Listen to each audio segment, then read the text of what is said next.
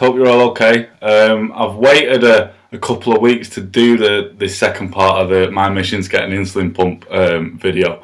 Reason being, I wanted to try out a couple of the things that I'm going to tell you about in a second, and just give that like a week and 2 weeks, so I can give my honest opinion on them.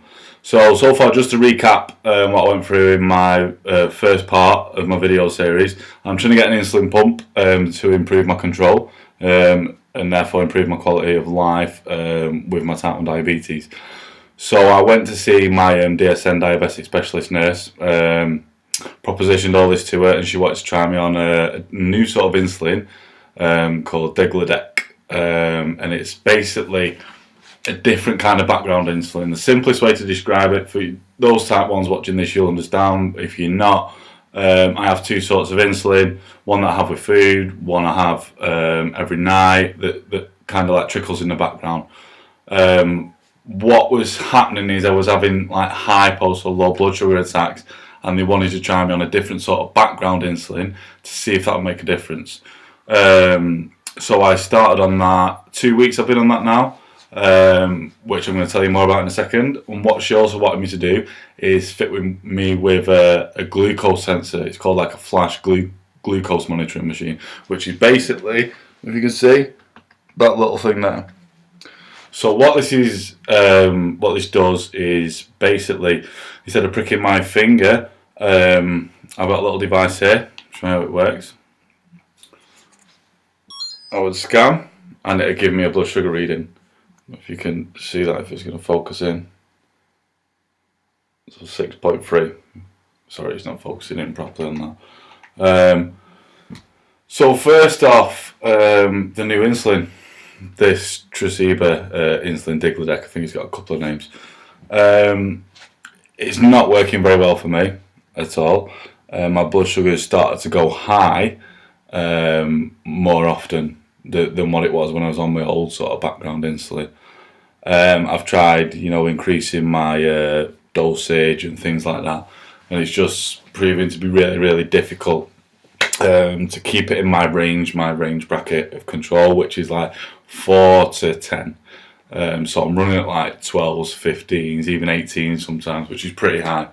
And obviously I think it's down to this, which my DSN and my doctor seem really hyped to try me on this, because it does kind of eliminate the hypos, which it has knocked some of the hypos off, but now I'm just up and then putting insulin in and coming down, and it's a bit like a roller coaster. This little device, Freestyle Libre, I think it's good, but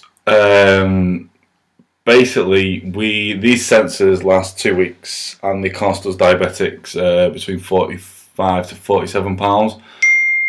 For what it does, I don't think it's worth that. Personally, I don't think it's worth that. It's good because you can scan and see what my blood sugar was doing up to 8 hours ago, which is a good thing that you can't see on a finger prick thing.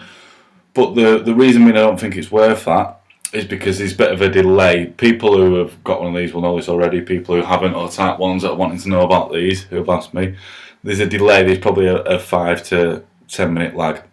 What I mean by that is I tested my blood sugar over the weekend on this, and it was 14.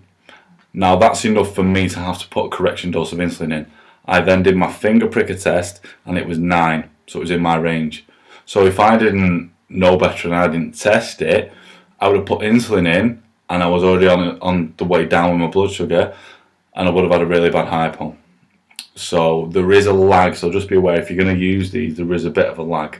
But they are good in respect to that they'll give you up to 8 hours worth of what your blood sugar's been doing, so I can scan in the morning, see what it was doing throughout the night, which I will be able to show you if it will focus in properly. Let's try. They're also touchscreen as well. Touchscreen's not the best, but it's alright. I don't know if you'll be able to see that.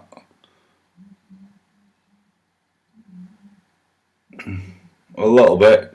So you can see that blue line there is my range, what I need to stay in, and that obviously black line is up and down and all over the place. So that's today. So far what my blood sugar's been up and down and all over the place. But I mean, it's good to be able to see that, and it's going to stand me in good stead when I do go back. I've got to go and see my DSN again in 2 weeks now. Yeah, 2 weeks. And I'm going to be able to show her this and say, look, with this new insulin, with that, I'm still all over the place. So it'll just be more ammo for me to try and get an insulin pump. So yeah, that's where I am so far with it. This new insulin, some people, I've spoken to other type 1s who have tried it and they love it. They say it's really good. For me, we're all different at the end of the day. All of our bodies are different. We're all individuals. For me, it's just seeming not to be doing what I want it to be doing and keeping my blood sugar in good range. These freestyle libres, obviously this was given to me free by my DSN and fitted with one sensor. If I do want to carry on using it, I think I've got like 8 or 9 days left on this sensor.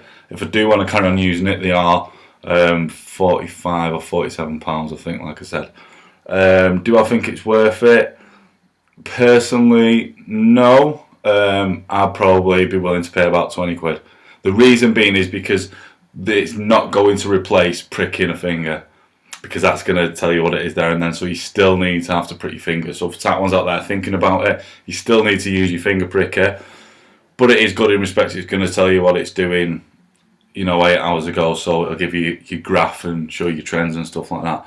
But I don't personally think it's worth the money. So, but that's just me. I know I've spoken to other type 1s who absolutely love them. I'm still half and half whether I'm going to start buying the sensors.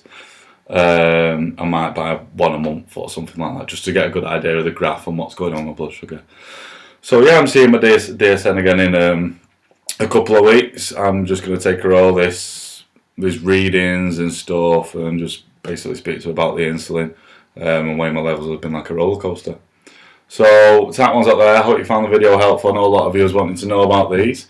Yeah, so I'll probably see you for part 3 in a few weeks. Peace.